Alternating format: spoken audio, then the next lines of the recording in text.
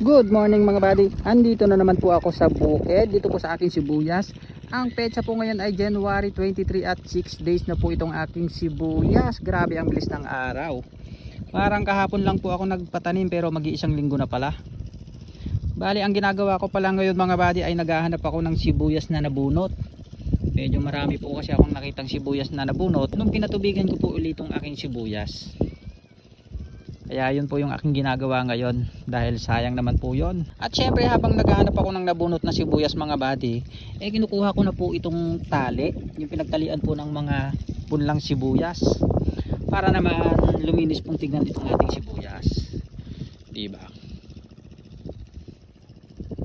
Ang pangit po kasi niyan tignan, nakakalat po dito sa linang. Kaya naman pupulutin na rin natin yan mga buddy. Ayun may nakita na akong nakalabas po yung sibuyas. Bali tatanim po natin yan. Ayan, bali nabunot siya mga buddy. Hindi nakapasok yung ugat niya sa lupa. Kaya ang gagawin natin, syempre itutugkil po uli natin yan. Itatanim ulit natin. Tapos natin tatabunan para mabuhay siya mga buddy. Ganun lang.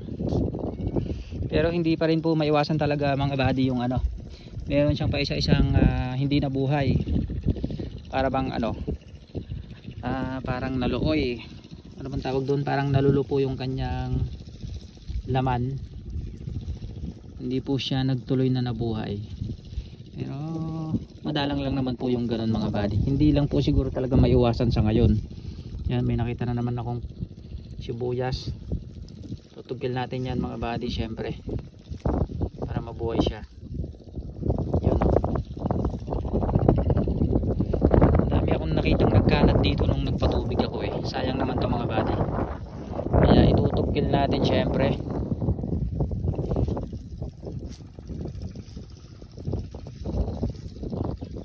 Dito ang nalusaw doon. Yun meron pa rin dito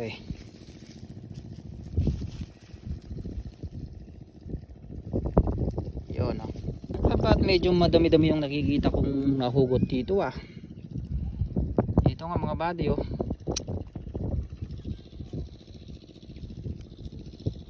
mabuhay kayo hanggat gusto nyo. Okay, diretso na po ulit tayo. Habang naghahanap tayo, syempre namumulot tayo ng taling pinagtalian po ng punlang sibuyas.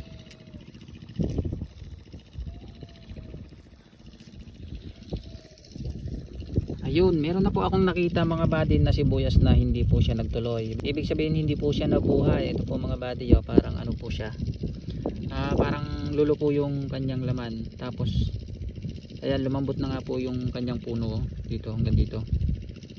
Ibig sabihin yan mga buddy, hindi na po ito mabubuhay, kaya hinugot ko na. Ganito po yung karamihang sakit ng mga sibuyas dito mga buddy, lalo na po yan sa bandang Bagong Sikat, dito po sa bayan ng Gabaldon, probinsya ng Nueva Ecija. Ganito po ang kanilang problema. At sinasabi po kasi ng tito namin doon na marami na pong nagbalasang sibuyas. At ganito nga po yung nangyari sa kanilang sibuyas. Karamihan po ng sibuyas nila ay ganito. Halos wala pong nabuhay. Parang nalulusaw po yung kanyang laman, parang ganito mga buddy. Wala na, pipis na to. Hindi na po siya mabubuhay mga buddy. Yan, kaya nakakapanghinayang po kapag ganyan yung nangyari sa ating sibuyas. Ang mahal pa naman po ng patanim, saka malaki rin po kasi ang nagagastos kapag nagsisibuyas ka. Hindi naman po basta-basta magsibuyas mga buddy.